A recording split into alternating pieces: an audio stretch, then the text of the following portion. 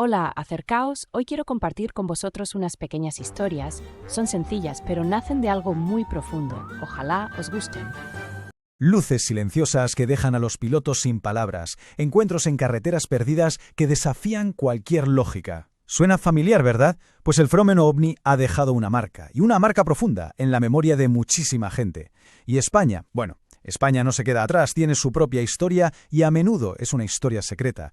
Así que, ¿qué tal si nos metemos de lleno en algunos de los archivos más increíbles sobre los extraños cielos de la península? Y para empezar a tirar del hilo de esta historia, tenemos que hablar de una de sus figuras más importantes, el investigador Iker Jiménez. Porque, a ver, su interés por todo esto no salió de un libro de texto o de un estudio científico. No. Nació de algo mucho más personal, algo que le ocurrió, que le marcó cuando era solo un crío.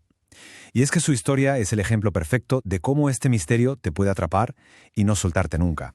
Y aquí está la clave de todo, sus propias palabras lo dicen. Sentía una extraña soledad. Fijaos, esto ya no es un simple hobby, es casi como una llamada.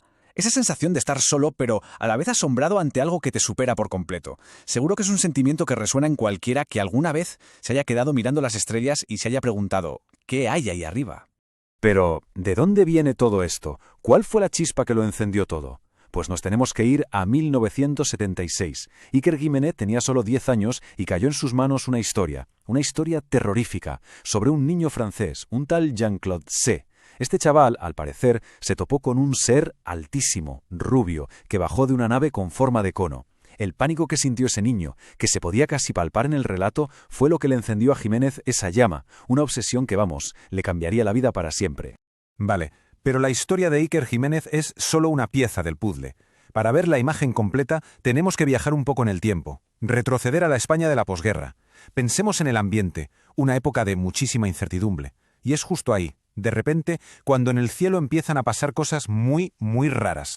El pistoletazo de salida fue en 1947. Empezaron a surgir los primeros informes sobre platillos volantes, casi a la vez que en Estados Unidos. Curioso, ¿eh?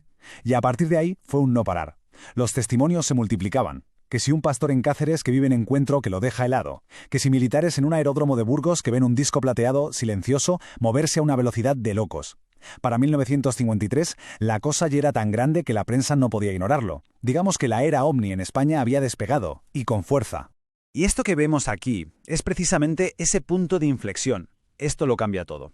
Porque lo que hasta entonces eran, cotilleos, anécdotas de pueblos, de repente, ¡boom!, salta a las portadas de los periódicos. El platillo volante dejó de ser un cuento de la abuela para convertirse en un titular que tenía a todo el país hablando de lo mismo. Claro, y cuando algo genera tanto revuelo, ¿quiénes son los siguientes en fijarse? Pues las autoridades, obviamente. Así que llegamos a los años 70 y la cosa se pone seria. Los avistamientos ya no son solo llamadas de ciudadanos asustados, no. Ahora son incidentes militares, oficiales. Y ahí el tono de la conversación cambia, y mucho. Y en este nuevo escenario aparece otra figura clave, el periodista J. Benítez. Y ojo, porque lo que contó fue una bomba. Afirmó que en 1976 el propio ejército español le pasó en secreto expedientes ovni, confidenciales. Imaginaos lo que eso significaba, que de puertas para adentro el tema se lo estaban tomando pero que muy en serio. Y esto es el resultado. Aquí vemos cómo se pasó a una investigación mucho más sistemática. A raíz de esos supuestos informes militares, investigadores, entre ellos un jovencísimo Iker Jiménez, empezaron a tomar notas, a buscar patrones. Ya no era «he visto una luz». No, era «estamos viendo una oleada de avistamientos en esta zona concreta», como pasaba aquí, en Álava. Y si hablamos de casos salidos de esos archivos, tela. Tenemos que ir a Talavera la Real, noviembre del 76. La escena, 2 soldados haciendo la patrulla. De repente, escuchan un silbido agudísimo. Miran y ven una luz cegadora. Y de esa luz sale una figura humanoide de 3 metros. 3 metros, hecha como de puntos de luz verde. Los soldados, lógicamente, entran en pánico, abren fuego y la criatura, sin más, se esfuma. Pero claro, como siempre en estos temas, hay otra versión de la historia. Años más tarde, un veterano del ejército salió y dijo que nada de eso, que fue una alucinación reforzada por el miedo y la confusión. Básicamente que los chavales se asustaron y su mente les jugó una mala pasada. Así que ahí está el dilema, ¿no? ¿Un encuentro real o el resultado del pánico en mitad de la noche? Y la cosa no se calmó ni mucho menos. De hecho, fue a más. Solo 3 años después de lo de Talavera ocurre el famosísimo caso Manises, que es uno de los incidentes más serios de la historia de los ovnis a nivel mundial. Poneos en situación. Un avión comercial lleno de pasajeros tiene que hacer un aterrizaje de emergencia para no chocarse con unas luces que nadie sabe qué son. Y no solo eso, es que mandan un caza del ejército a perseguirlas y no lo consigue. El misterio ya no estaba solo en tierra, ahora estaba ahí arriba, a miles de metros de altura. Y todo esto que hemos contado nos lleva a una noche que fue una auténtica locura. El punto culminante de todo, una noche en la que el fenómeno ovni dejó de ser la historia de un par de testigos aislados para convertirse en una persecución masiva, con toda una comunidad implicada, algo nunca visto. Nos vamos a Guipúzcoa. Noche del 10 de julio de 1985. Todo empieza con una simple llamada. Alguien llama a un periódico. Hay una luz muy rara en el cielo. Y esa llamada es la mecha que prende un fuego que pone a toda la provincia en alerta. Lo que vino después fue una persecución de 5 horas. 5 horas. Y no hablamos de 2 coches, no. Se movilizaron patrullas de la Ertzaintza, salieron ambulancias de la DIA y de la Cruz Roja, y hasta se formó una caravana de coches, de gente normal y corriente. Todo el mundo en la carretera siguiendo a esa luz misteriosa. Un periódico de la época lo llamó, y creo que es perfecto, una auténtica procesión. Así que con toda esa gente persiguiendo una luz durante horas, la pregunta cae por su propio peso. ¿Qué demonios era aquello? ¿De verdad estaban detrás de una nave de otro planeta o la explicación era algo mucho, mucho más simple?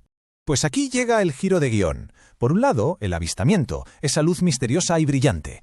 Por otro, la explicación. ¿Listos? El planeta Júpiter. Sí, Júpiter. Resulta que en esa época del año se veía increíblemente brillante en el cielo, justo en esa zona.